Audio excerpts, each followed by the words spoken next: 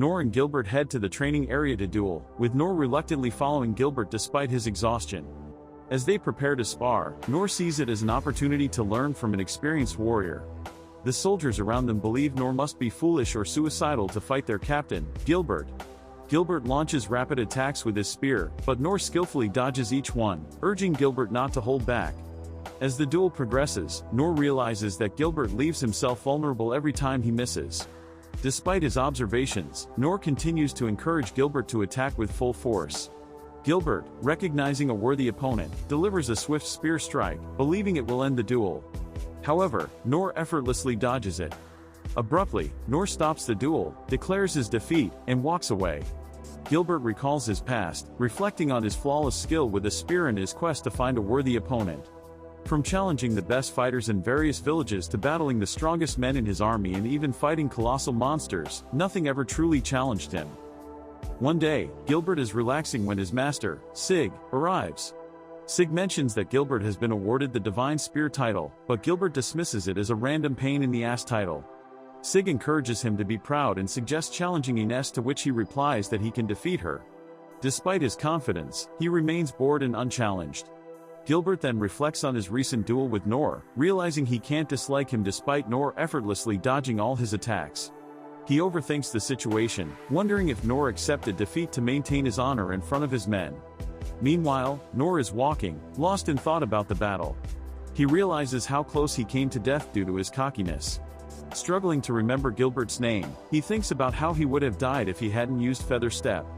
My man said Feather Step and proceeded to crack the floor during the duel. Noor heads over to clean the sewers with his brand new legendary weapon as he originally intended. He is thrilled and amazed as the sword effortlessly removes even the most stubborn debris that he couldn't clear before. Noor marvels at how the sword remains undamaged and unyielding, just as Lin's dad described. Noor's lack of common sense always makes him severely underestimate and overestimate a lot of things. This guy truly parries everything. Sitting alone, Noor reflects on how grateful he is to have this sword, making sewer cleaning much more efficient. His mind wanders to other potential uses for the sword. He imagines it would make an excellent ore, but realizes he would need a boat first.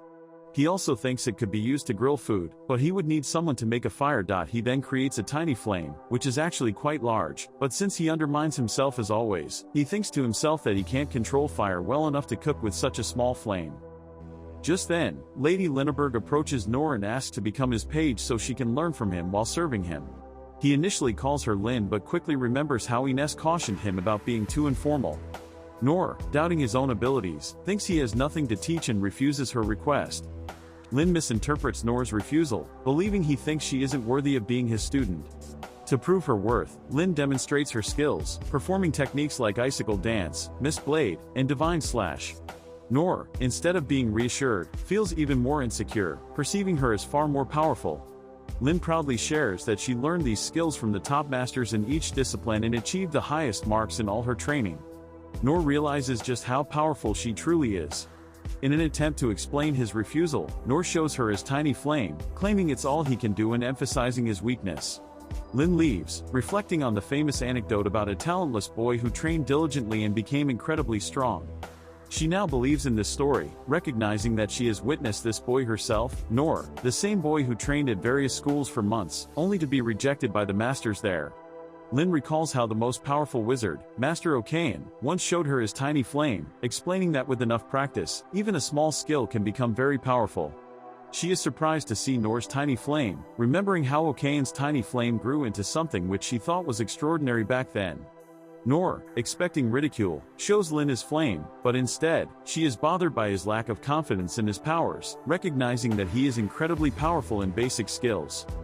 As Lin walks through the city, she reflects on Noor's strength and humility. She recalls how he defeated the Minotaur with a single slash and how he tirelessly serves the community. She realizes that once her father is gone, she and her brother will need someone reliable like Noor to manage the House of Clays.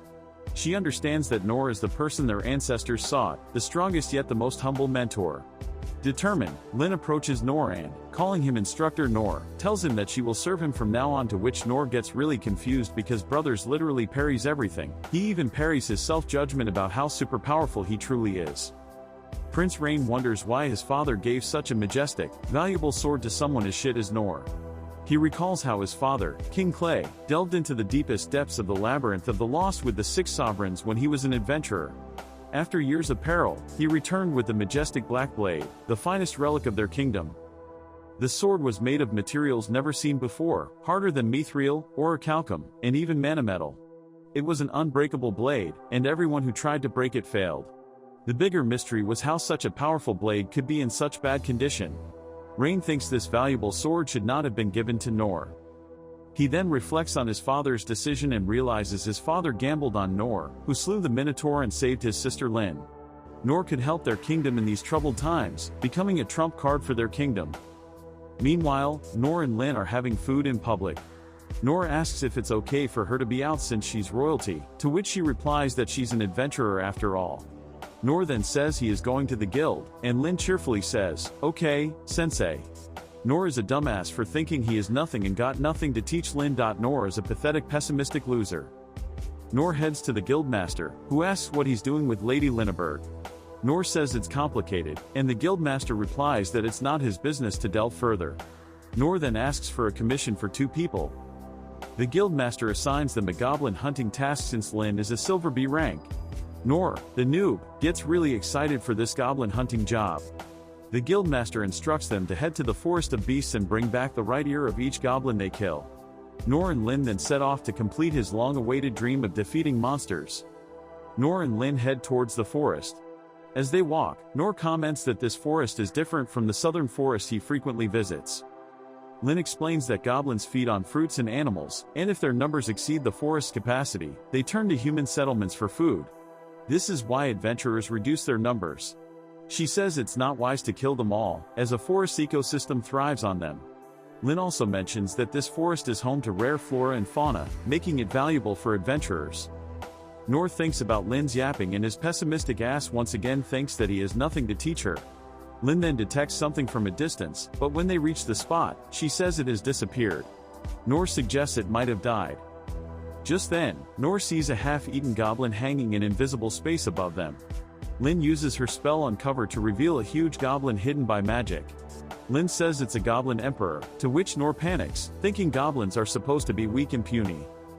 He reviews the goblin descriptions and confirms that it is indeed a goblin, though much larger than expected. Lyn is afraid, but Nor thinks she is inexperienced, not realizing that her fear is due to the goblin emperor's catastrophic power. Nor says that it's only a goblin and that she should not fear it, which boosts Lyn's confidence, and they both then take a battle stance. Lyn knows that the Goblin Emperor is an artificially created creature, a catastrophic threat that cannibalizes its own kind to increase its strength. She believes her sensei Nor foresaw this and brought them here with his wisdom. She admires how his cheerful yet discreet handling of goblins makes him the perfect sensei. The Goblin Emperor rushes at Nor and Lyn, attacking with tree trunks, but Nor parries them all with his sword. Lyn uses her spells Wing Cutter and Icicle Dance, but the goblin moves quickly and dodges them. Despite hitting it, the Goblin Emperor recovers quickly, and Lyn realizes it's due to the gem on its head. She tells Nor to aim for it. Nor then tells Lyn to use her wind spell to propel him quickly toward the goblin. Lyn does so, and Nor, using his feather step, breaks a bone and then uses low heal to heal it. He strikes the goblin on its head, removing the gem. The goblin writhes in pain, and Nor commands Lyn to end its suffering, to which she responds by burning the poor creature fucking alive. Nor is a dumbass and a fool. He thinks that even minor goblins, easily killed by all adventurers, are this strong, and resolves to be more careful next time to become stronger. Reporters inform Prince Rain about the Goblin Emperor, stating it was several times bigger than a Goblin King. They present him with a huge mana stone, likely the demon's heart from the holy theocracy of Mithra, and assure him that Lyn is safe. Prince Rain is surprised that Nor and Lyn managed to slay such a huge monster. They inform him that Lyn estimated the monster had been there for several days. Rain panics, realizing that such a powerful concealment spell escaped even the Shadow Team's detection. Nor and Lyn report to the guildmaster about the goblin, and Nor tells him it was much bigger than expected, giving all the credit to Lyn. He also mentions the mana stone, surprising the guildmaster since it's usually in the heart or throat. He speculates it might be a rare goblin and then asks for the right ear. Both Nor and Lyn, being forgetful asses, realize they burned the body without retrieving the right ear. Nor's ability to parry is so strong that even common sense can't get through to him.